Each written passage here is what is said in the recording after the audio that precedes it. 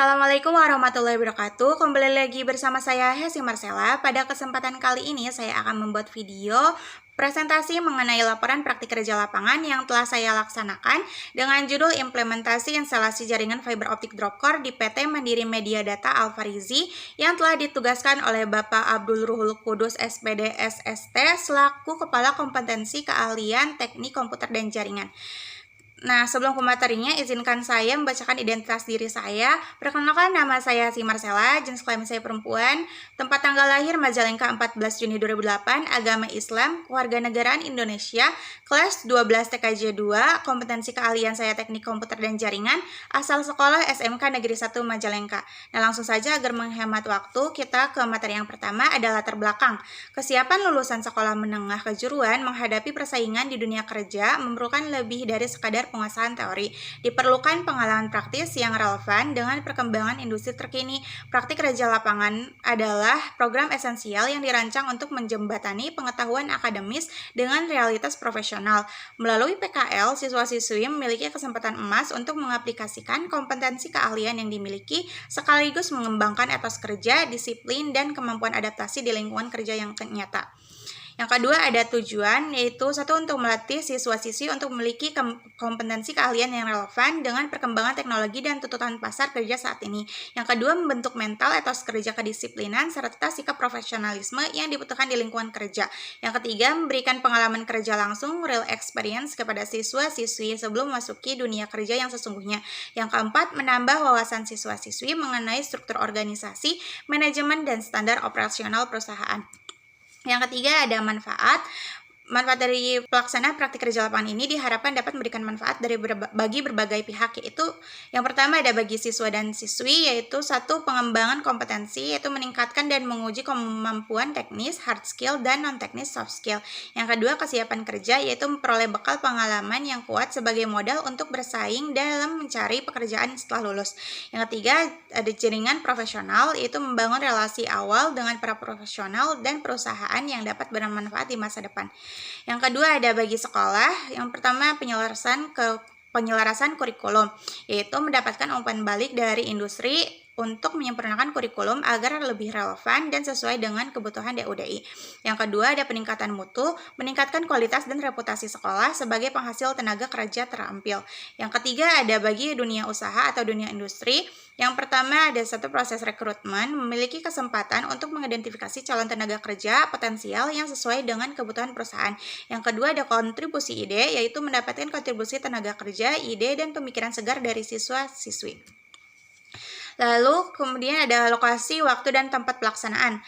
Untuk tempat praktik kerja lapangan dilaksanakan di PT Mandiri Media Data Alfarizi yang berlokasi di Perum GRR Blok G nomor 14 Simperam. Praktik kerja lapangan tersebut dilaksanakan selama 5 bulan dari tanggal 1 Juli sampai dengan 30 November 2025 dengan jam kerja masuk pukul jam 8 pagi sampai dengan jam 5 sore untuk shift pagi dan pukul 5 sore sampai dengan jam 2 pagi untuk shift sore atau shift malam. Lalu ada gambaran umum dari PT Mandiri Media Data Alfarizi. PT Mandiri Media Data Alfarizi atau yang seringkali disebut Mandiri Net ini adalah sebuah perusahaan swasta yang telah berdiri di Majalengka sejak tanggal 1 September 2018. PT Mandiri Media Data Alfarizi berlokasi di Perum GRR Blok G nomor 14 Simperam.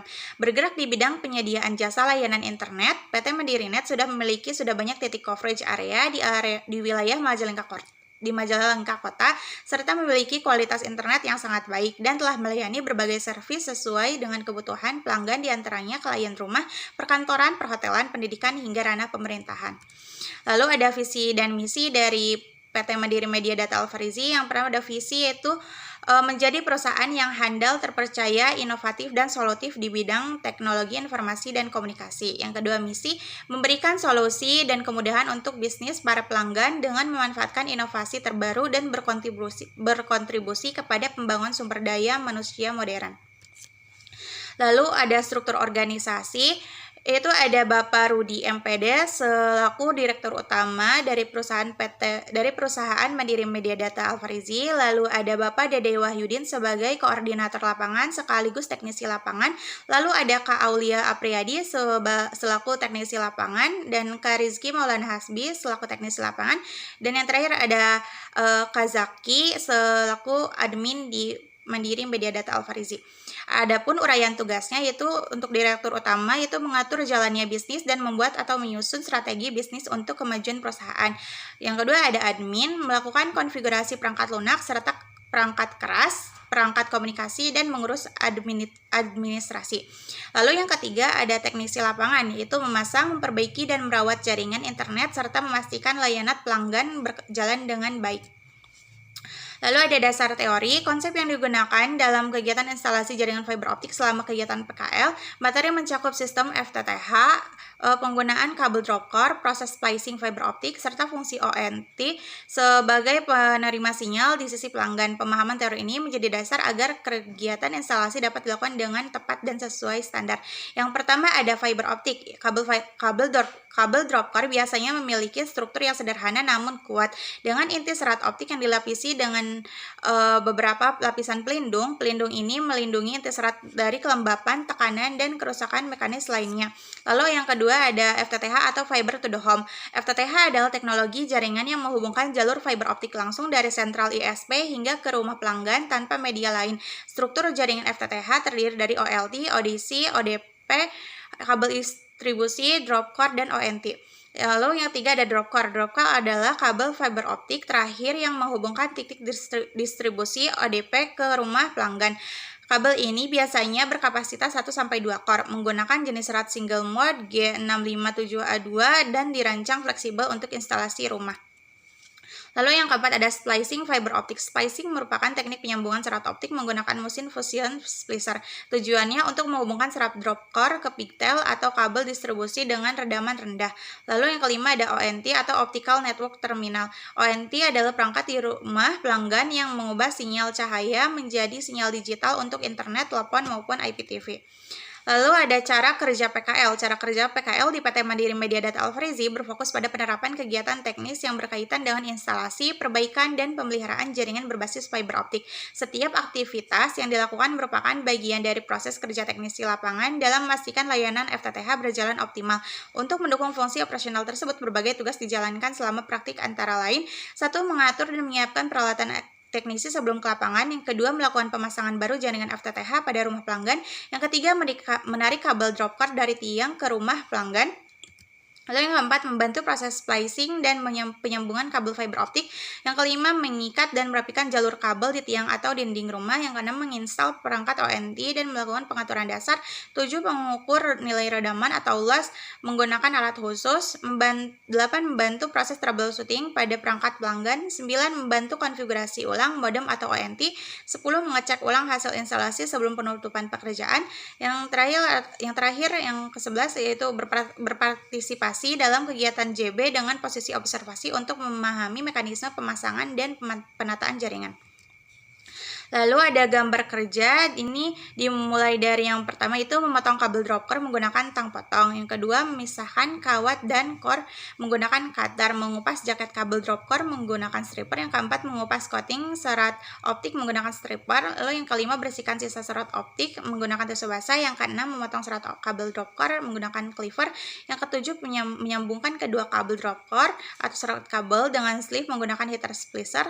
Lalu di sini jika berhasil atau redamannya sudah bagus, di sini bisa lanjut ke tunggu dingin lalu berikan isolasi untuk melindungi core yang sudah disambung. Apabila jika redaman jelek dan hasilnya tidak bagus, maka bisa kembali ke mengupas kabel jaket drop core menggunakan stripper. Ini adalah gambar kerja dari splicing atau menyambungkan kabel drop core to drop core. Nah, di sini ada proses pengerjaan, langkah-langkah penyambungan drop core to drop core, yaitu persiapan alat dan bahan. Sebelum mulai, siapkan kabel drop core, fusion splicer, cleaver, stripper, alkohol atau tisu non-woven, fiber protection sleeve, cutter dan tang potong. Lalu yang kedua, tentukan bagian kabel yang akan disambung, potong dengan rapi menggunakan tang potong dan cutter untuk memisahkan bagian seling dan core agar serat tidak rusak.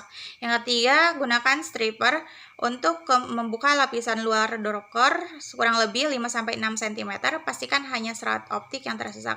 Kemudian, kupas core biru sampai terkupas seratnya, kemudian bersihkan gelnya menggunakan tisu basah.